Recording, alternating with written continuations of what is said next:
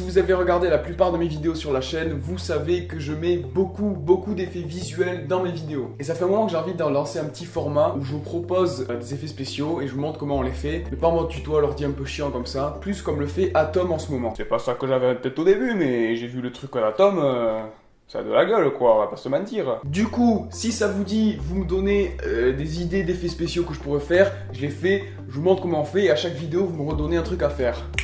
Compris? T'as compris ou pas? C'est parti! Et donc pour cette première vidéo, on va voir un effet qui apparaît dans le film The Amazing Spider-Man 2. Le méchant du film a un pouvoir très stylé puisqu'il peut jeter des éclairs avec ses mains, comme je l'ai montré dans l'intro. Et c'est cet effet que je vais vous apprendre à faire de suite. Et pour pas se faire chier, 100% dans After Effects. Donc pour bien faire cet effet visuel, il va falloir commencer par les effets spéciaux sur le tournage. Effets spéciaux, effets visuels, c'est pas la même chose. Effets spéciaux, c'est les effets qui vont avoir lieu directement sur le tournage. Donc par exemple, une lumière que j'ai mise dans ma scène pour simuler la lumière de l'éclair qui arrive sur les gants. Et les effets visuels, ben, c'est l'éclair. En fait, c'est les effets spéciaux mais qui sont ajoutés en post-production. Voilà. Et donc moi, pour tourner cette scène, j'étais en pleine nuit. Du coup, j'ai pris ma softbox et pour donner un aspect de jour, je l'ai dirigée vers le plafond de mon garage pour que la lumière se diffuse partout de manière très douce pour pas qu'il y ait de grosses marques d'ombre et donc qu'il y ait une lumière très naturelle.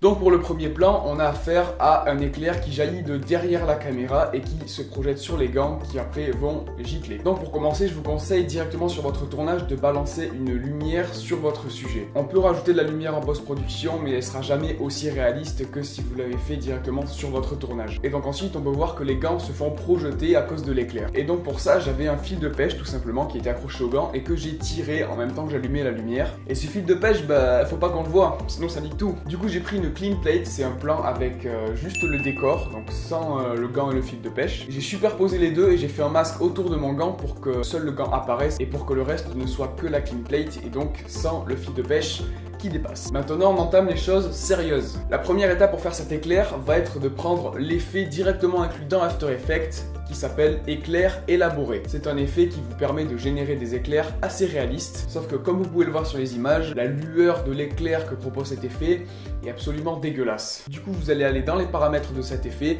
et dégager la lumière que produit l'éclair. Mais du coup, l'éclair il est tout blanc et nous on veut lui donner un aspect bleu, comme Electro.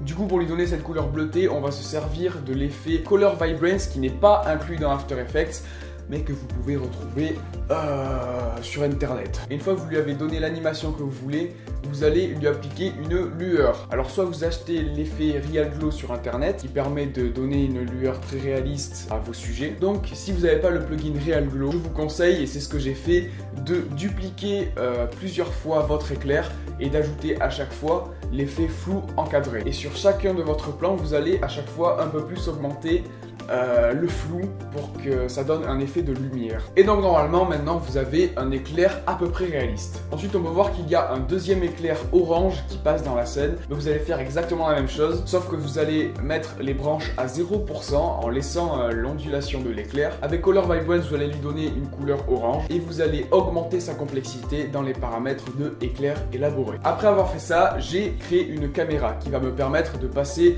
mes deux éclairs en 3 dimensions. Parce que là on a des éclairs tout droit comme ça et ce que je veux c'est qu'on ait l'impression qu'ils viennent de derrière la caméra, comme ça. Du coup j'ai passé mon éclair en 3D et je l'ai orienté de sorte à ce qu'on ait l'impression qu'ils viennent de derrière la caméra. Et une fois avoir fait ça, j'ai utilisé le plugin Optical Flares de Video Copilot. Je l'ai mis sur la scène là où l'éclair frappe le gant. J'ai ensuite sur YouTube téléchargé une image de fumée que j'ai mise sur mon plan et le tour est joué. Ensuite, pour le deuxième effet, dans ce plan, on peut voir que tout d'abord, le personnage a des arcs électriques entre ses doigts. Et pour faire ça, j'ai fait la même technique que tout à l'heure, c'est-à-dire prendre des éclairs que j'ai passés en mode coup pour pas qu'ils partent à l'infini, juste pour qu'ils soient là où j'ai mis mes points. Et je les ai animés avec des keyframes en fonction de là où bougent mes doigts. Et donc j'ai fait 4 arcs électriques entre ces doigts, un pour chaque doigt, tout simplement. J'ai ensuite fait, comme tout à l'heure, un flou encadré pour donner de la fausse lumière, Color Vibrance pour donner une lueur bleue, et c'est tout. Et donc pour faire ce dernier éclair, j'ai pas fait comme la dernière fois où je l'avais pas animé. Là je lui ai donné une petite animation, je l'ai fait se développer en 3-4 images le long de mon plan. Comme tout à l'heure, je lui ai donné de la lumière avec le flou encadré. Et puis comme tout à l'heure, mais j'avais oublié de vous le préciser, pour donner l'impression que l'éclair diminue en puissance, vous allez aller dans les paramètres de votre éclair et vous allez réduire petit à petit l'épaisseur et l'opacité de votre noyau pour qu'il se diminue petit à petit et qu'au final il ne reste plus rien. Et pour donner pas plus de réalisme mais plus de style, j'ai rajouté un effet d'étincelle du pack Action Essential 2. Action Essential 2 et j'ai fait pareil pour la fumée. En réalité c'est surtout parce que c'est tarpé stylé.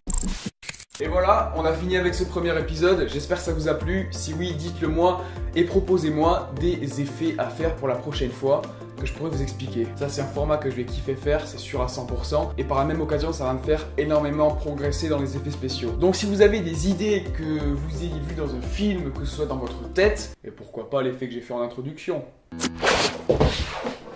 Dites-moi si vous avez envie que je fasse quelque chose, je le fais pour la prochaine fois. C'est promis! Et non, pour pas louper les courts-métrages que je fais et les autres épisodes de ce format, si ça vous plaît, abonne-toi! Et partage la vidéo aussi, parce que c'est surtout ça qui fait évoluer la chaîne et tout. Enfin, c'est pas mal, le partage, j'aime beaucoup ça. Bon allez, je vous laisse, je dois y aller moi.